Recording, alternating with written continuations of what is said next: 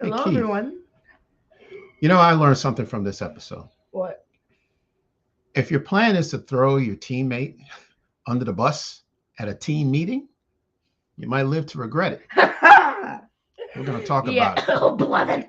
All right. Thank you, everyone, for joining us. This is our episode 7 review of Andor. All right. Okay. All right. So let's go. Thank you for joining us. We are father and son. I am Kerwin. This is Keith. right. So if Hello. you're new, welcome. Thank you for joining us. And if you're the only person here, Please, you know. please hit the like button if you enjoy this. Also, subscribe to our channel if you're not already a subscriber. But let's get into it. All right, episode 7. It's called The Announcement. All right. So we're going to start with, we have multiple plot lines going on. So what we're going to do is break it out between the different plot lines. You're looking for paperwork. We'll get some paperwork for you. All right. So Andor. So we're going to start with the Andor storyline, okay?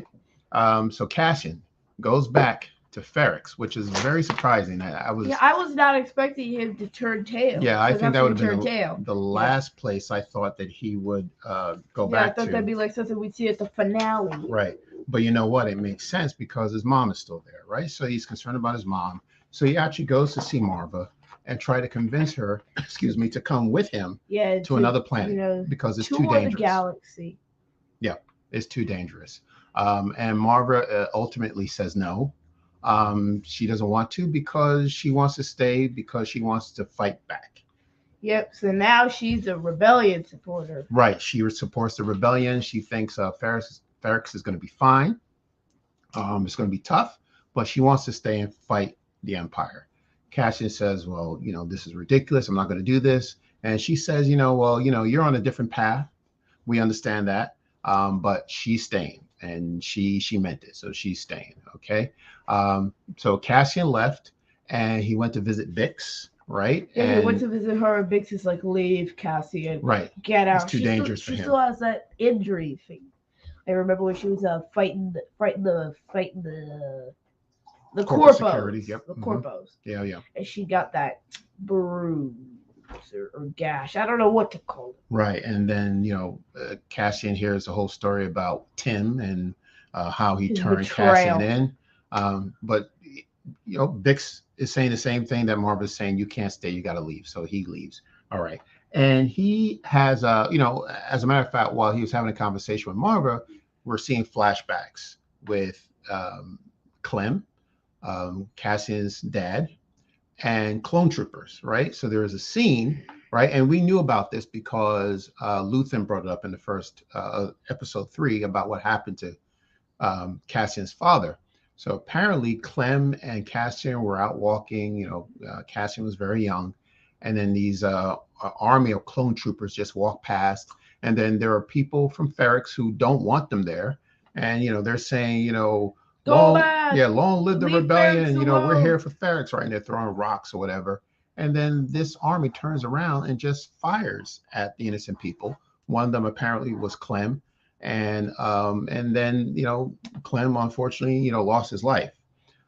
So we know now why Cassian has a thing against stormtroopers and clone troopers, right? Because remember, Tamarin, when he found out that Tamarin was a clone trooper, stormtrooper, he had that look on his face like how angry he was. He was very angry, right? Now we know why. Exactly. All right. All right. Hello to Podcast of the Wills. Thank you very much, Alex. Welcome back to yet another episode. Thank you so much for joining us both. Thank you so much. Yeah. So then, so Cassian is gone. He leaves Ferrex, and Cassian's like, I'm done here. And he heads to Miami Beach. It looks like Miami Beach. It's called Niamos. Oh, Niamos, yes. It's a planet. It looks like a resort. It looks like Miami Beach. It looks like a very nice place to be, but unfortunately, it's not. Stormtroopers, they're everywhere. Yeah. And they just can't leave Cassian. Or they call them what? Not scout troopers. Shore troopers, right? Yeah. So these shore troopers, apparently they're policing the resort because it's a resort. Things happen at a resort. Come on. Anyway, so Cassian's People are running away or walking away from the resort. Cassian is just minding his business. He's walking. And then all of a sudden he gets swept up in it for no reason. Right. Yeah, he gets pulled over, by this shore trooper and says, "Hey, be quiet." And we see something coming out of the water and coming from the beach, and it looked like K2SO, and I was like, "Whoa, is that?" It wasn't. It was actually a droid that apparently is the same type of unit. It's an ARC-KX unit. But they do work for the Empire, and they were just grabbing these people who they thought were committing crimes. Yeah, and tossing them around. So Cassian gets arrested, and he's taken to court. And by the way, Cassian has a new name now. So he's going under Keith Gergo. Keith Gergo. He took my name. Yeah. Just kidding. He spells it completely wrong. It's Keith. Yeah. He just spells it Keef. Now we know where Grief Karga got his name. Sounds illiterate. Keith Gergo. Okay, so Keith. Cassian gets arrested and he goes to court. And these charges are all made up, Really superstitious. For no particular reason, he gets arrested, and they charge him with civil disruption, anti-imperial speech, fleeing the scene of imperial security, attempting to damage imperial property. He was all held made up there, charges. didn't fight the droid. Okay. He didn't say anything against the Empire, and he literally was just sitting there minding his own business. Although he was looking awfully suspicious because he kept looking over his shoulder. Well, I guess he was looking over his shoulder because he's a tourist, right? You're going to some place you've never been before. You're going to look around and see the sights, take pictures. Yeah, maybe he should have had a camera out to look more like a tourist. But yeah, he should have gotten a camera, but he didn't have one. Yeah. So he's sentenced to 6 years. 6 years, okay? That's the most stupid, superficial stuff I've ever heard. This man is walking down the street, gets arrested, and thrown in jail for 6 years. Mm-hmm. And does that track for anyone? It sounds like imperialism. The fact that that's even a word in the dictionary amazes me. Yeah, this is what the Imperials do. Anyway, so these charges apparently at one point it used to be a 6-month prison sentence. We'll explain why it was changed to 6 years a little bit later, but that's Cassian's story. So he goes to prison. Okay. So we'll find out. And I like the part that, the judge, the last thing the judge says when they drag him out of court, she says, "Take it up with the emperor." Ooh, boy. Okay. All right. So many one-liners. Oh, yeah. Yeah, definitely. All right. So that's Cassian's story. Let's move on to Cyril. Oh boy, Cyril and his mother are at odds. Cyril's just got that serial killer look on his face. He's like, this kid. Catherine is his mother's name, right? I believe. Edie or something. Oh, okay. All right. I think maybe that's the actress's name, but she will not let up. Yo, Mom is going in every morning. Every morning, Cyril wakes up and just instantly gets it from his mom. She's like, "Your collar. Yes. Fix your collar, Cyril. Yes. You look desperate." And he's just like, "Yeah. It's a brown suit." Yeah. You're wearing a brown suit to an interview. What's wrong with you? You can't do that. And then something she said, I wrote down the quote. And he wants to know, well, what is wrong with the suit? What am I representing when I'm wearing the suit? She says, you're saying to people, quoting what people are thinking that he's saying about himself is, "Look at me. I don't believe in myself. I'm desperate for approval." Oh boy. Okay. All right. So he's like, yeah. And then can you correct me if I'm wrong, Keith? They were watching TV. Yeah. Do they have TV in Star Wars? I'm trying to remember, okay, do you remember? Well, I don't want to put you on the spot, but I thought it was funny that, someone is watching television in Star Wars. I don't recall anybody watching a TV or a monitor. Well, I might be wrong. They have them. They're just not commonly used. Yeah, okay. All right. I thought that was interesting. Okay, they have a TV in their home, and I just don't recall anybody having a TV in Star Wars. But anyway, so he's going for a job interview. We still don't know who Uncle Harlow is. I'm not sure. This man, he seems cryptic because this is the second time his name was dropped. Yeah. And he has not been seen. Right. Unless we've seen him before and he's like some sort of alias. Yeah. So apparently, I believe his uncle got him this job. Not sure. For some sort of bureau. Right, some bureau, right. And it looks bureaucratic. Because well, they got those tiny goodness. cubicles that it's like. It looks, absolutely. Yeah. So apparently he got the job. Even though, when he was being interviewed by the hiring manager, the person had his bio up and understood that he was responsible for what happened with corporate security and on Ferrex. Yeah, it's the hiring manager apparently says, okay, well, we'll see what we can do. We'll forget. We won't talk about what happened on Ferrex. We'll just have like a brain remembering moment. Right. What just happened? Yes, and he gets a desk job, and he's just in a cubicle with so many other cubicles. He's like he's not even anybody that anybody knows. He's just an employee. Cog in the machine. Right, exactly, a cog in the machine. He's just a name. He's an employee. It's a desk job, and Cyril, he seems very, very unhappy. Yeah, Cyril used to be like this high up man. He had all of the power of the world, and then all of a sudden he gets taken down a peg because of one mistake. And then now here he is working a desk job. Yeah. So it looks tragic. I don't think he's going to last there long anyway. So yeah, somebody's good. Somebody's gonna have to make some changes. Yeah. All right. Let's move on to the next storyline: Mon Mothma and Luther. All right. Oh boy. Now, Mon Mothma, as we saw in the last episode, she was on the Senate floor when the news of what happened in Aldhani came about, and she's nervous, and she goes to see Luthen at his place shop, his antique shop, and she's questioning Luthen, and she is nervous. She wants to know, well, do you know anything about what happened in Aldhani? And he didn't come out directly and said yes, he does, but she sensed that he was behind it, and he didn't deny it. And she's not happy about it. She's trying to get some money another way. Yeah. By the way, guys. Yeah. If you have any questions or comments, yes, please let us know in the chat. If you have questions, put Q+ in front of the question. Exactly. So she is nervous. She doesn't like what's going on. Hey, Luthen says, revolutions are expensive. Revolutions are expensive. So there's nothing she could do about it. It's already started. They've got the credits. She walks out of the shop. Let's talk about the dinner party. Oh, okay? No. Yes, let's talk about the dinner party. No. Oh no.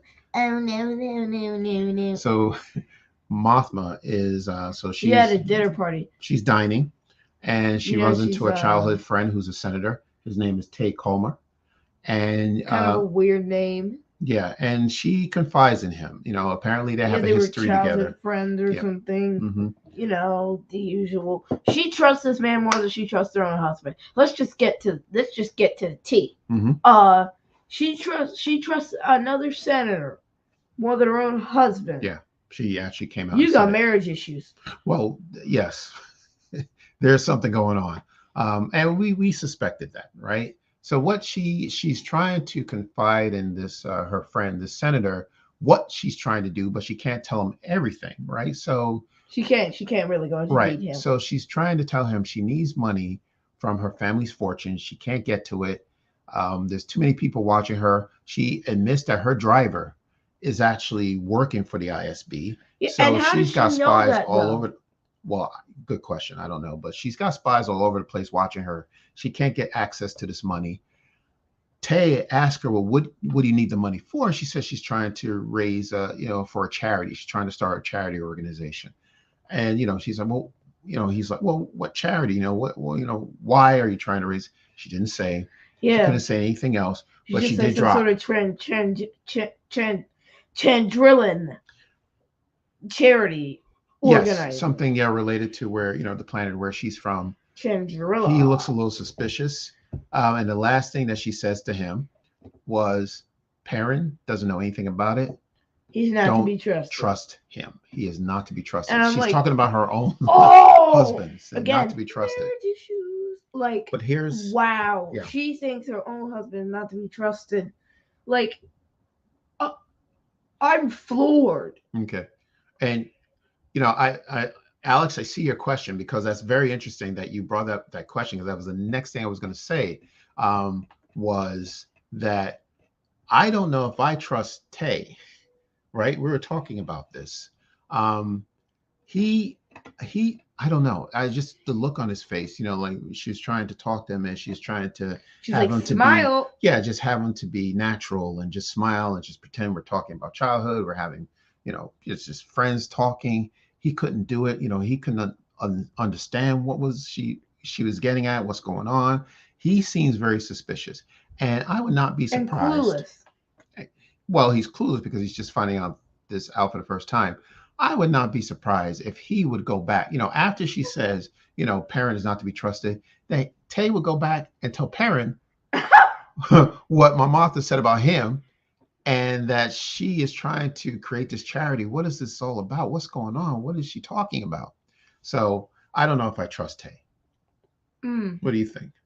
I don't know either. Yeah. Okay. All right. I don't know if I trust him.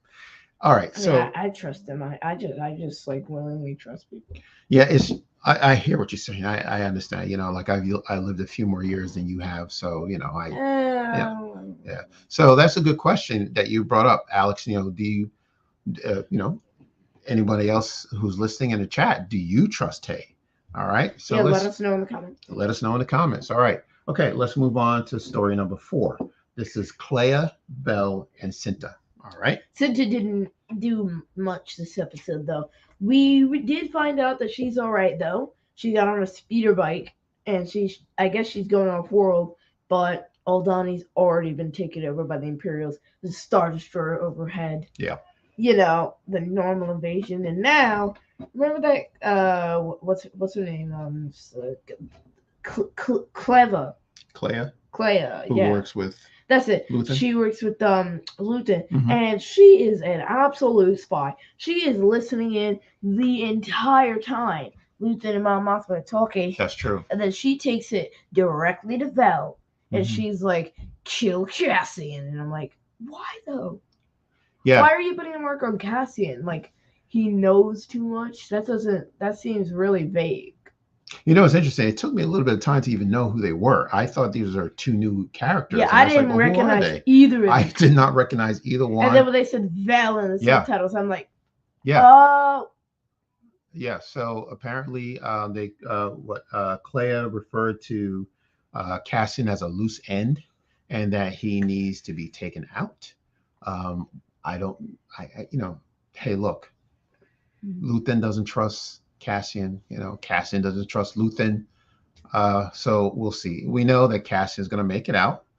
But that's interesting that, Cassian did what he was supposed to do. So why would they want him gone? Which I don't understand. But see, here's the one thing about making a TV show after we see the character. You already know what happens. Like, there's no stakes for said character because you know how it ends for them. Like, since Rogue One was made 6 years before Andor, we know that he's gonna make it out of Andor alive. There's no stakes. Well, right. Well, at least not for Cassian, but we got so many for Luthen. So many other characters. Like the whole Aldhani crew is gone except Vel and Cinta. So yes, all the men are gone. Yeah, well, that's true, right? Yeah. So Nemec, Gorn, Caravan, Ski. All right. Okay. Let's move into the last story plot line, the Empire, the ISB. Oh yes. See, Blevin thinks he can just walk in and pull rank on people. Okay. Before we get to that, we are definitely going to get to that. Okay. Oh, do we have? Okay, Alex. They probably distrust Andor because at this time he's not fully with the rebellion. They might see him as a loose cannon. Okay, I see what you're saying. Right. So had he stayed, maybe perhaps with Vel, instead of run off, take his money and then leave, That's a good point. That makes sense to me. So they feel that he doesn't have an allegiance to them, right? Because if he did, he would have stayed. But he does not, and he doesn't want any part of the rebellion, at least not right now. Yeah, we know he joined. Yeah, that's a very good point. Good point, Alex. Thank you for bringing that up. Yeah, that's good. All right, we're ready to talk about the Empire. Yeah, all right. Blevin thinks he has a case. Yes, so let's before we get to Blevin. All right, we're gonna get to Blevin. I just want to get to the court case. Well, hey, well, Blevin. Okay, so now, so we have this. And I don't think we know the name of this superior, right? Who walked around with the white hair? Yes. Oh, his name is I wrote down Partagaz. No, not Partagaz. I know who that is, but the other person at the beginning who's making the speech. Admiral Yularen. Really? Bruh. Okay. All right. We know him from the Clone Wars. If you guys knew that, shout it out in the chat. Are you sure? Okay. All right. Okay. Yes. All right. I look. He looked like a brand. No. That's fine. No. He looks like a brand new character. Okay, why are you doing that? He looks like a brand new character to me. Anyway, so he makes a statement about he is going to crack down on these insurgents or rebels, whoever it is that's trying to take down the Empire. And he says the only thing that we need to know is how tight we need to close our fist. Whoa! Ow! Wow! What? That is anger. All right. And then he says, so what they do, in retaliation, he's going to start taxing people or planets 5 times of what they're getting now if they are involved in any type of rebellion activity, if they're harboring any rebels, having any type of celebrations to hide rebellions, anything like that, they get. You're right, Wolf Yularen. Wow, Keith, is that who that is? Very good, very good. He proved me wrong once again. My son proved me wrong. Okay, all right. I did not recognize him, but anyway, yes. So people are going to get high tax if they get involved. He mentioned the Emperor's name. As a matter of fact, the Emperor's name was mentioned quite a few times in this episode. So that tells me that the Emperor's probably coming. I would love to see that. This is very important too, that they're invoking a public order resentencing directive. All right. All right. So which means that, these crimes that these people are committing, they're going to basically they paid the crime. It's going to be more severe than what it is now. And that's exactly the reason why when Cassian got arrested on that planet, that it was 6 months, the crime usually, but now it's been upgraded to 6 years. So that's the reason why. That's thanks to the Emperor. Take a quick Q&A break. Yes. Devin Lindsay. This episode was boring to me. I'd like to see more gun battles and rebels try to take down the Imperials. Yeah, Devin, I wanted some fight in this episode. Yeah, hey, Devin, I understand that. But you know what? Because it's a series, it's 12 episodes. Yeah, there's going to be the slow ones.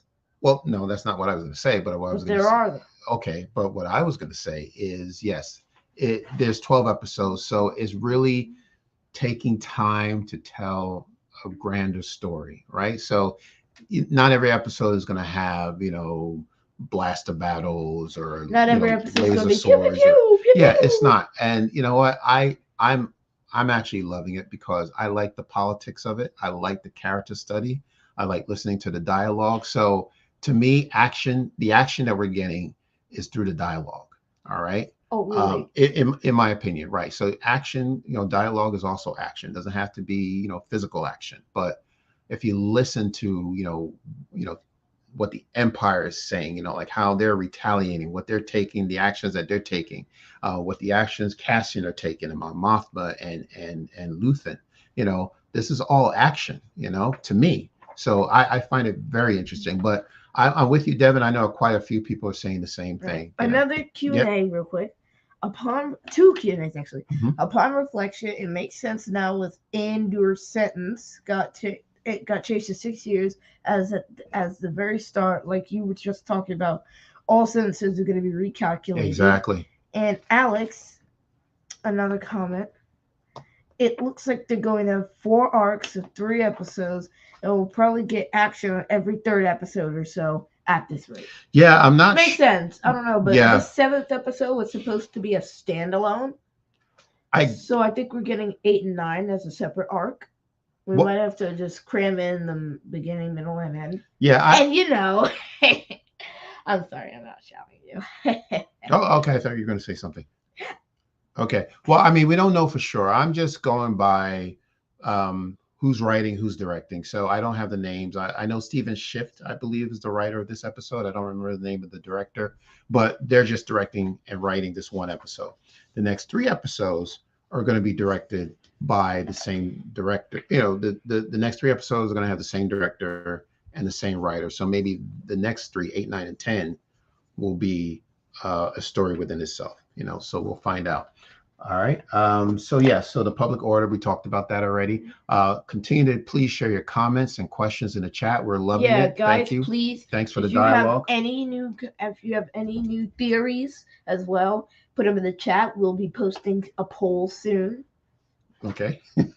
You know, you like to create these polls and not tell anyone about the polls, but you must have one in mind. All yes. Right. Okay. Great. I do. Wonderful. Okay. All right. So we are going to move on. So now after this meeting is taking place, Dedra goes in and she speaks to one of maybe a lower level officer. Yeah, she's like, get me a report on all activity in the past 2 years in every sector of the galaxy. Do it. Right. And also before that, she mentions that, you know, she doesn't agree with the stance that the Empire is taking, you know, because she's like too lax, just like Cyril. When you think about it, because Cyril's whole POV is, you know, he really just wanted to make sure everyone was safe, really. He wanted to do his job as an Imperial officer, and so does Dedra.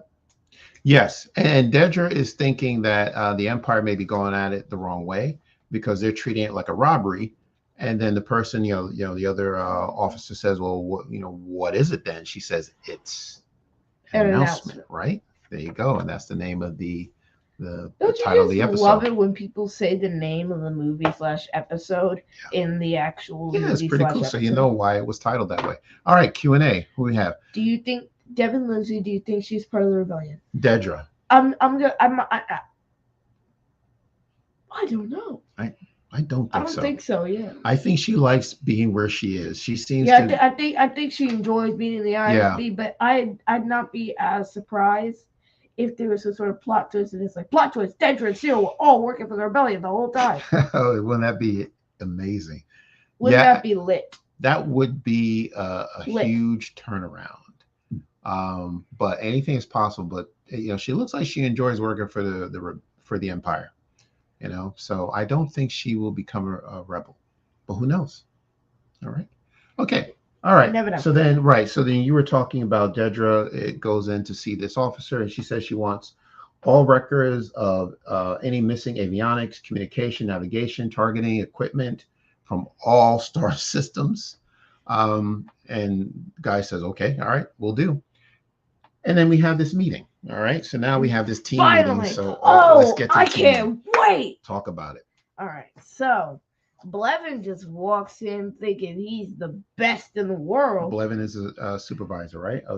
Supervisor, ISB, right? And he's on the same level as Dedra. And he tries to frame Dedra because he's like, I'm going to expose you for all you did. Dedra here went and decided she was above the law. And Dedra's like, no, see, this is what I did. I went and searched, and I came up with some good evidence, and I have the proof that this isn't just a petty robbery. This is a whole big thing tied into the rebellion, and I got the hard evidence to prove it to you. And she makes the case, and Blevin gets shut down, and Dedra is now officially the head of the Ferrix mission. Yes. Blevin was kicked off the project. Ouch. Yes. So I don't know I know what he was attempting to do. He was trying to call her out, to get her fired, right, and get her in trouble, right? and he decides to do it in front of a team, like everybody, so he can the embarrass. whole ISB was there. So he can embarrass her, right? Yeah, by the way, the And ISB looks small, and where was Agent Callus? I don't know. Hashtag bring back Callus. We don't. All right, you bringing up characters. We don't know if we're going to see Callus in Andor. That's it. All right. Well. Okay. Let's finish this up. Okay. So yeah. So he, had this idea that he was going to embarrass her in front of everyone, right? And say, well, she's going above the law and she's not following protocol and she's just getting this information without approval from any of her superiors. And Pentagast says, well, that's very interesting. Partagast. Yeah. So not Teddy Pendergrass. Okay. It's Partagast. All right. So, Paddington. So apparently, Partagast is thinking, okay, well, look, you seem to be preoccupied with what Dedra's doing. Well, what's going on at Ferrix? Apparently, you're not spending much time thinking about Ferrix. Dedra's thinking of Ferrix more than you, so I'm taking Ferrix from you and giving it to her. And that's what he did. And Blevins' face, just shrunk about like 10 inches, and when you're embarrassed, you just sink under the table. Yeah, Blevin. Yeah, he just got small and smaller and smaller. He just disappeared. I don't know what happened to Blevin. I can't get up. Yeah. So and there we go.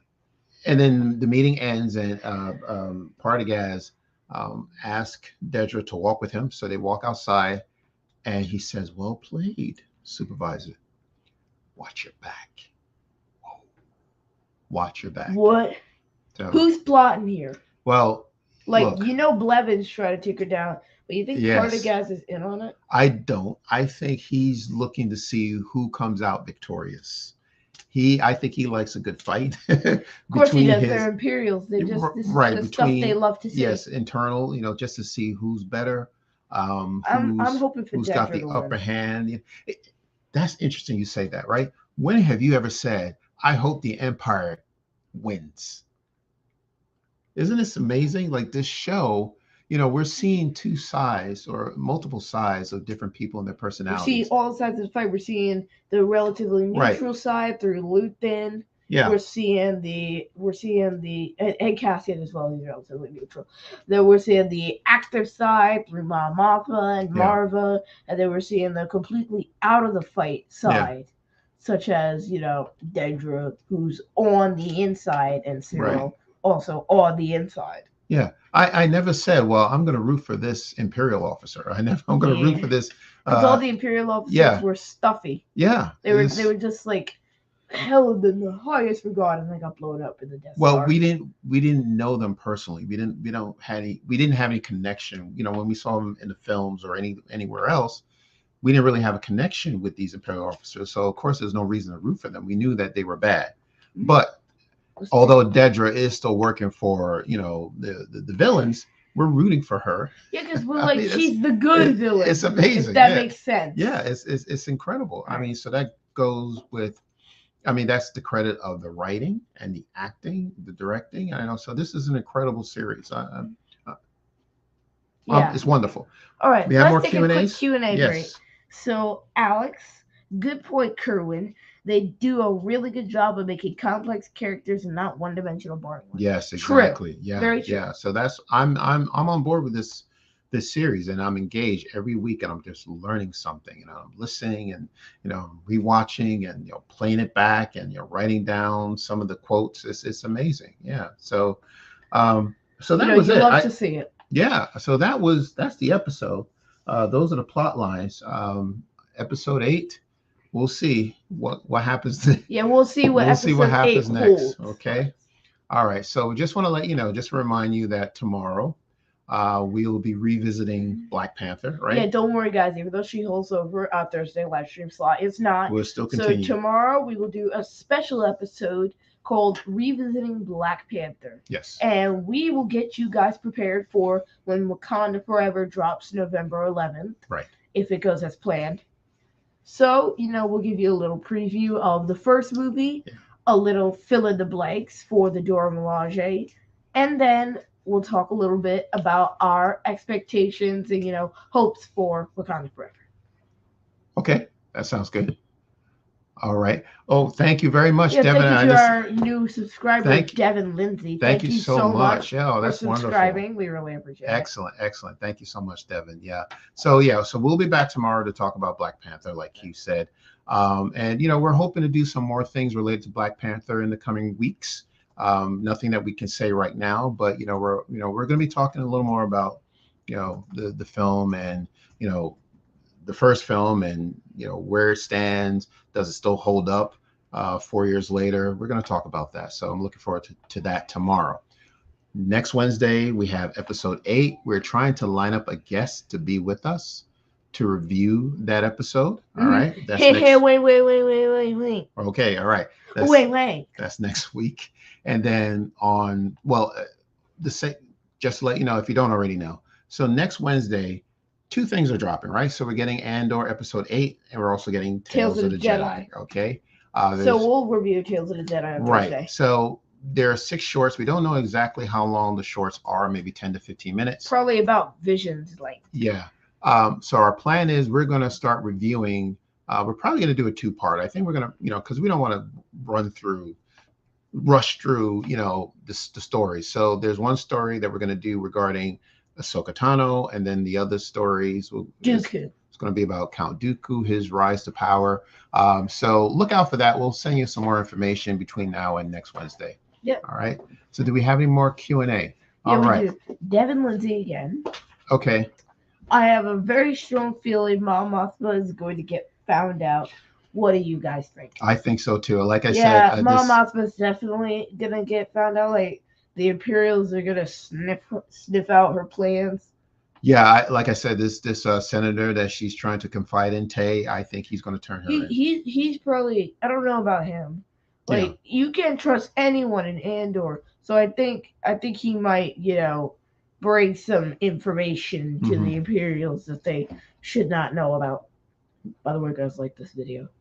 Yes. Shameless plug. Oh yeah, please do so. Yes, like the video. All right, please. Yeah, just a thumbs up, please, on the video. If you like what you see, that helps us a lot. There are some signs that more Q&A. Q+. Do you think Luthen will be found out too? This question from Alex. I don't know. Luthen's working more in the shadows than Mon Mothma is. That's an excellent point. Yeah, that's good.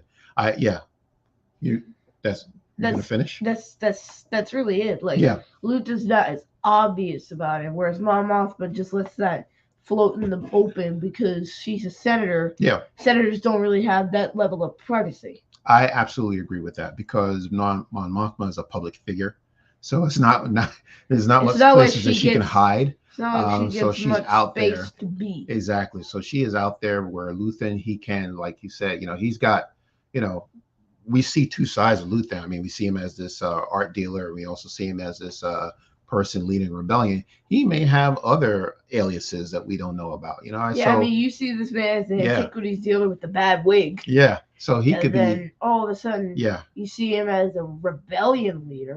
I think it'll be a lot harder for him to get caught. Because he has so many different personalities. Yeah. So good question. Thank you very much, Alex. Thank you. What do we have? Do we have anything else? All right. Okay. So this is our episode of episode 7. That's all spoiler review. We keep forgetting to say spoiler review. Well, I think they figured it out. Yeah. Okay. All right. So sometimes I just forget, but we always ask hopefully that you've seen it before you tune in. So this is our format. We do a spoiler review every Wednesday. Okay. All right. So Keith, where can people find us? Well, you can listen to us wherever you get your podcasts. Also, check out our Facebook, Twitter, and Instagram pages at Father Said Galaxy. Please donate to our Patreon page so we can keep making bangers content like this. Yeah. Check out our speaker page as well and visit our website, fathersaidgalaxy.com. All right. Thank you. We have a few more comments. All right. What do we have? Devin Lindsay, thank you guys for the episode. Oh, you're welcome. Thank you. And thank you once again, Devin, for subscribing and liking. Yes, absolutely. That's incredible. Yeah. This is wonderful. All right. So again, we will see you tomorrow for our Black Panther revisit. If there's nothing else, until next time, take care, and we will see you again.